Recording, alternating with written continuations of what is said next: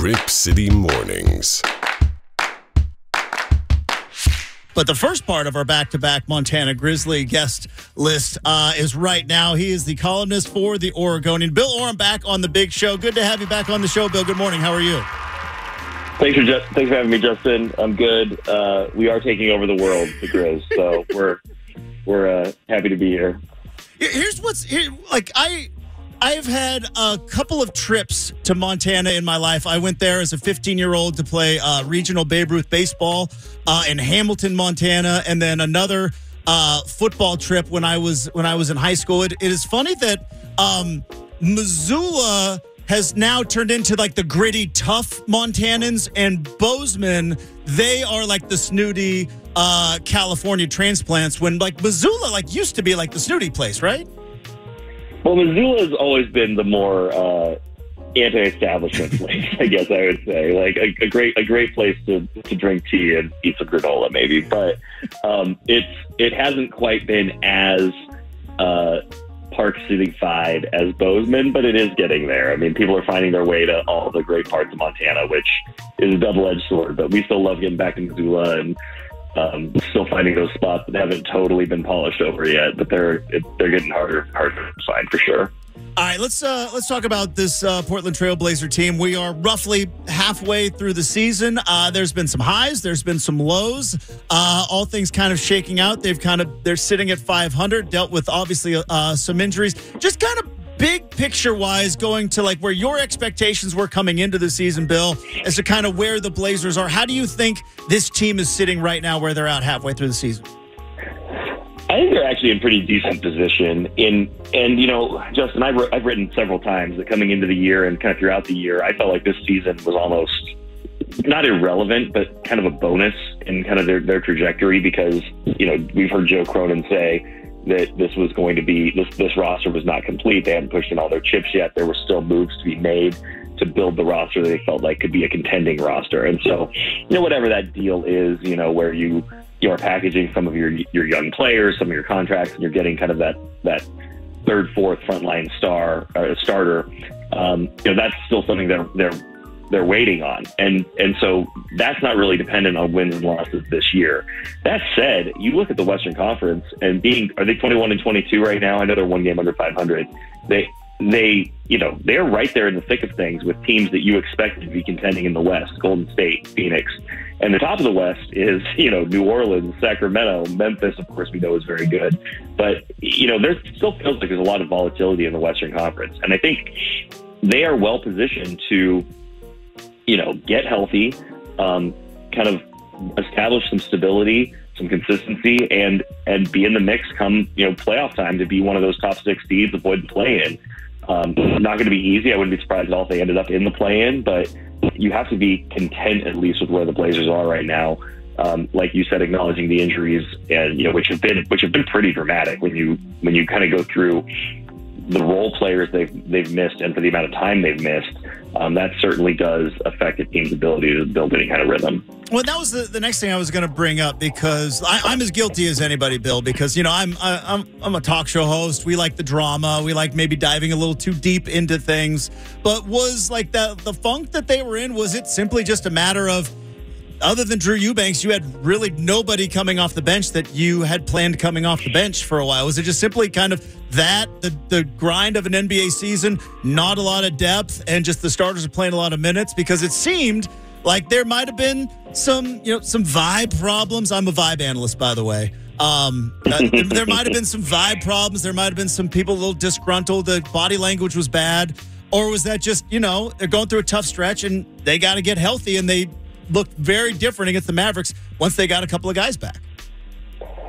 Yeah, I think losing begets bad vibes, for sure. And you know, you go back, and the fact that they lost those 2 games at Oklahoma City, I think those 2 games really kind of sent the season on a left turn, right? Like, you've got all this momentum, you're well above 500. Damian Lillard's about to become the all-time leading scorer in franchise history.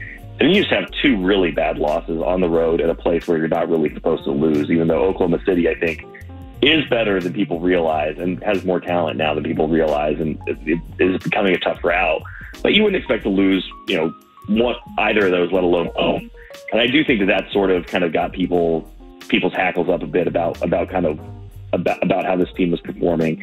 And listen, I'm not that sold on their turnaround after 2 wins against Dallas. I mean, Luka was pretty clearly banged up in the first game, didn't play in the second game. Dallas is really shorthanded.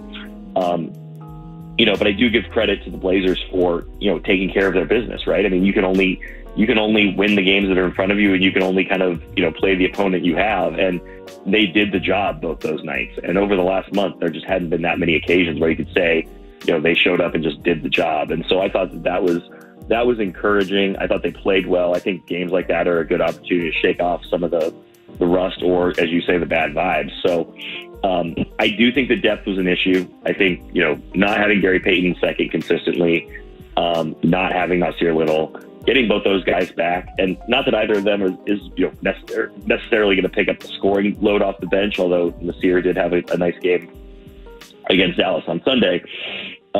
But it's just the ability to have credible NBA players who you're comfortable with the ball in their hands. They can defend their man. They can make the right pass. They're not going to turn it over.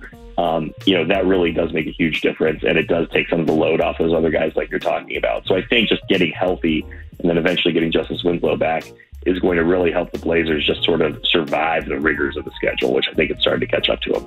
Bill Oram, sports columnist from the Oregonian, joining us here on 620 Rip City Radio. Your last column, you talked about maybe a different mindset from Damian Lillard because, Bill, we go back to, I think, the Cleveland game.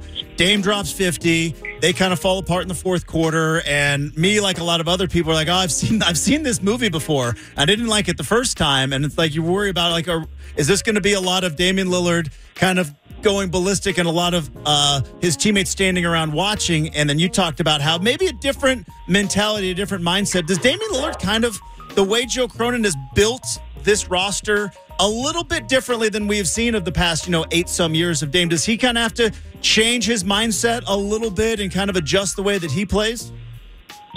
Well, I think he has over the course of the season for sure. And, he has not had, scorers around him, especially, on the wing, like, Jeremy Grant, ever really. I mean, LaMarcus Aldridge in the post back in the day, if 2015 can be the day. But, what Dame talked about the other night was really attacking, getting downhill and not deferring. He said that, coming into the year, he looked around and he saw all these scores. He wants to get Anthony Simons going. He wants him to get in the rhythm and kind of grow into his new role. Jeremy obviously is, a really proven scorer from the wing from his time in Detroit. And so Dame said he was willing to kind of take a step back and let the game develop and then figure out how to attack defenses. And that kind of took him some out of the rhythm, and then it forced other guys to get themselves going. And so what he's done over the last few games is he's been a lot more aggressive getting to the rim. If you watch games, he's getting to the basket a lot more. He shot 16 free throws against the Mavs on Sunday, which is obviously an anomaly, but is indicative of kind of what his mindset has been. And when he's getting to the rim, it's creating tons of opportunities for other guys because defenses are obviously going to collapse on him. And you've got guys who can shoot it. You've got Jeremy Grant who can knock down threes. Simons is obviously a great 3-point shooter. And Nurkic has, really started finding his stroke, once or twice a game, which is, really transforms the Blazers offense. So I think Dame not letting other guys get going first and then picking his spots, or then needing to dig the Blazers out of holes, which I think we've seen a lot over this stretch, where they'd be down 8-9 points in the fourth quarter and he'd come out and have to start bombing threes. And, he's great at what he does, right? So, he would make it look good, but instead he's being a lot more proactive and a lot more aggressive earlier in games. And that is setting a different tone. At least it has over these last 2 games against Dallas. And I'm sure we're going to get to it, Justin, but the next, 3 games to me are going to be really, really telling about where this team is and how much it really might have turned a corner or not. Yeah, you mentioned it. You've got the Nuggets coming up tonight, which again they're sitting atop the Western Conference standings right now. They're 30-13. More importantly, the Blazers are playing in Denver. Denver's lost 3 games at home all season long. Then you get Philadelphia. Then you get the Lakers. Then you get a kind of a stretch run of winnable games. But what's going to be interesting to me, you mentioned kind of getting GP2 back at some consistency. Obviously, going back to the last time the Blazers played, the Nuggets could have used a perimeter defender in the last handful of seconds in that game. And I wonder if that is, that's kind of was the bit, other than Jeremy Grant, GP2 and his defense was kind of the big acquisition. We haven't really seen it this year. And I wonder how big of an impact that's going to be, not only tonight, but, going up with James Harden, LeBron James, and the guys that are going to be playing the next couple of games. Well, GP2 plays bigger than he is, but I don't know if I would love seeing him on an island against LeBron too much on Sunday. But I do think that not having Gary Payton has been a huge blow, right? He is the one guy on this team who's going to pick guys up 94 feet. He can knock down an open shot. He, with the Warriors, he sort of became like this spiritual leader. He really, kind of had this infectious energy that I think really gave them a boost through their finals run last year. He's a role player. Like, we shouldn't get carried away. And I know we get excited about, $16 million and, bringing in a high-level role player. And he is a really, really high-level role player. And he's almost a guy, I feel like, the Blazers, when they get that next top-tier starter, that he's almost the guy you kind of bring in to push you over the top. So it almost feels like he's here early in the Blazers' trajectory. But he does make a big difference. We've seen it already. He brings in a different defensive mindset and tenacity, especially without Justice Winslow. Josh Hart, and Jeremy Grant are proven defenders on the wing throughout their careers, but there's just something different with the way, Gary Payton gets into guys, kind of the feistiness and almost you kind of got to be a little bit of a, what can I say on the radio? You got to be a little bit of a pain in the backside, when you're a defender like that. And Gary Payton's kind of had the, have to earn it path in the NBA that, he really relishes that. And, I've known Gary for a long time. He was on a two-way contract with the Lakers when I covered them in 2017, I think is when he showed up in LA. And he had that then, and they loved him there. And, and he's kind of made his calling card, each stop in the NBA kind of in and out of the G League, because teams didn't know necessarily, how, or failed to understand how valuable he could be for a winning team. And especially as he got a little bit more proficient offensively, and became a little bit better of a 3-point shooter. So I think he is going to make a big difference for the Blazers. I think he's going to, be a big key for them and their ability to, make a run toward the playoffs here. But the defense is going to have to be a collective effort. Bill Oram, columnist for the Oregonian, joining us here on 620 Rip City Radio. I want to ask you a big picture thing, because we're talking about this Blazer season, and like the rest of us, we kind of get into like the day-to-day stuff of the season, and obviously the trade deadline looming, and are they going to make a move to try to make a run at this thing? And there's still kind of this one big thing, Bill, kind of hanging over this team, which is it eventually at some point has to be sold. And we know that in the summer, through reporting, that Phil Knight offered up $2 billion and some change to be able to buy this organization. Do you think there is any kind of trickle-down effect that you have this kind of eventual sale at some point, which, again, we've been given, a timeline of maybe a year, maybe 10 years. We don't know. It's a big estate. There's a lot of things. A lot of lawyers have to get paid for a lot of time. But how big of a thing is that hanging over this organization right now, knowing that at some point it's going to have to be sold? Yeah, it is a big thing, and it's easy, especially like when you've got games, every other day, to not, to lose sight of it. But there are big questions about the future of the guys and the arena. Obviously Jody Allen owns the building, City of Portland owns the land, but the building, needs a lot of upgrades, frankly, to keep up with the Joneses around the NBA. And you wonder what the real enthusiasm is to take on some of those big ticket items, the big ticket projects that need to be done. If you're going to sell the team. That said, Phil Knight's $2 billion. I'd like $2 billion. If I had $2 billion, I'd probably split it with you, Justin. Yeah. I'd still be happy. Appreciate it. But I like you see the Phoenix Suns get sold for $4 billion.